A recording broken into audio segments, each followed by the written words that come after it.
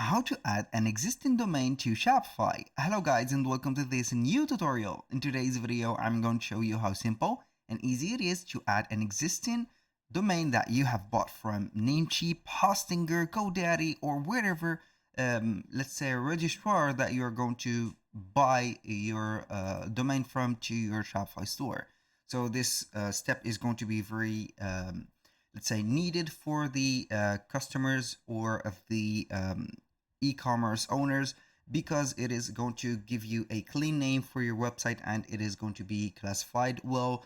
Also, it is going to generate more traffic for the simplicity of the URL, and also it is going to be memorizable. So what we're going to do is to head over shopify.com, sign in for an account, and then we're going basically to head over the parameters or the settings. From here, we're going to see everything that we need to know about our store. We're going to select domains. So we're going to head over domains from here, and we're going to have the option to buy a new domain or connect an existing domain. We are going to select the second option, and we're going to type in the domain name. How we can get that domain name, it is going to be very simple. To not get some faults here, we're going to head over our registrar or our provider or hoster. Like in my case, it is going to be Namecheap. So we're going to head over our dashboard on the platform, and we're going to copy and paste that domain. This is our domain, jacksclothing.xyz. So we are going to paste it here, click on next, and we are going to add it to our store. As you can see, it has been added. Now what are we going to do is going to be very simple. We are going to head over the DNS management into our host. We're going to head over here, the domain list. In my case, we're going to click on manage. So we are going to get the domain right there. I'm going to head over the DNS, or as you can see, advanced DNS.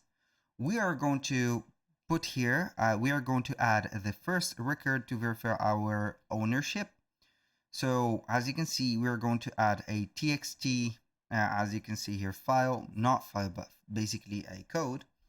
And we are going to name it Shopify verification. We are going to put the current value to this.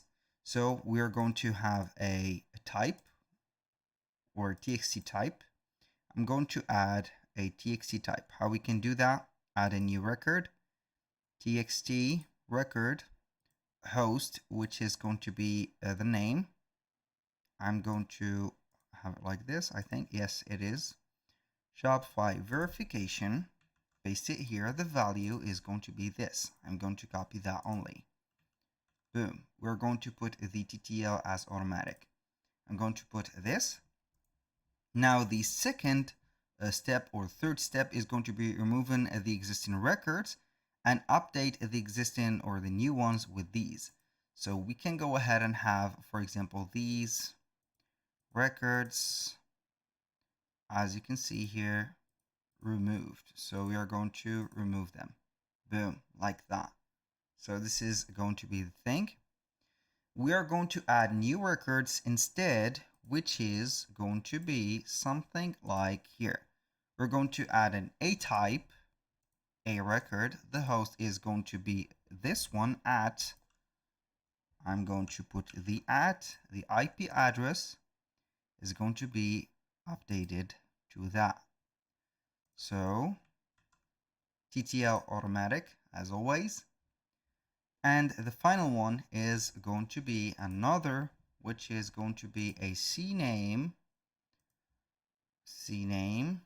with 3 W's, which is mentioned here. The current value is going to be like that.